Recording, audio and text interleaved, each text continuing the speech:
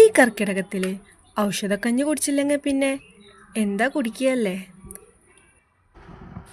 1 litre വെള്ളം ആദ്യം നല്ല പോലെ തിളപ്പിച്ച് പച്ചമരുന്ന് ചൂർണം 2.5 സ്പൂൺ ചേർക്കുക.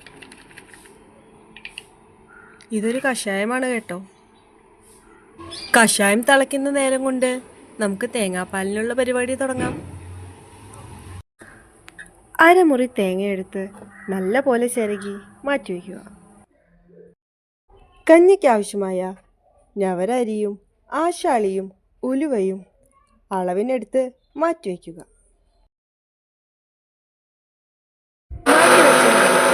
അരച്ചു വയ്ക്കുക. തയ്യാറാക്കി വെച്ചിരിക്കുന്ന കഷായം നല്ല പോലെ അരിച്ചു മാറ്റിയെടുത്ത് കുക്കറിലേക്ക് വയ്ക്കുക. ശേഷം ഞവര അരിയും ആശാളിയും ഉലുവയും ഇട്ടുകൊടുത്ത് നല്ല പോലെ വേവിക്കുക.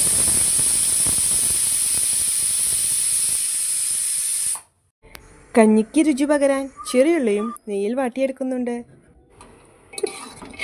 കഞ്ഞി പാതി വേവാവുന്ന നേരത്തെ തയ്യാറാക്കി വെച്ച തേങ്ങാപ്പാൽ ഒഴിച്ച് ഒന്നുകൂടെ നല്ല പോലെ വേവിച്ചെടുക്കുക.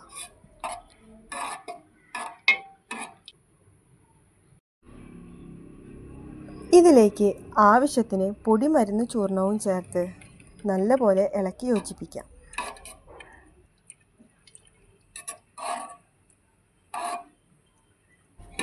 കഞ്ഞി ആയി വരുന്ന നേരത്ത് രുചിക്ക് ചുവന്നുള്ളി നെയ്യിൽ താളിച്ച് ചേർക്കാവുന്നതാണ്.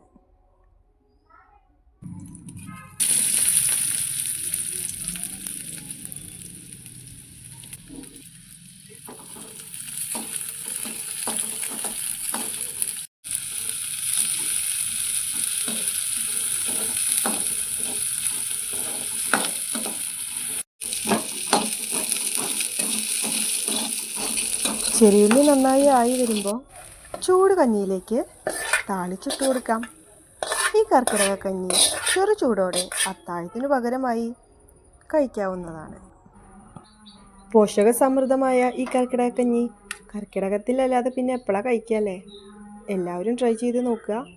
കർക്കിടകം ആനന്ദകരമാക്കുക.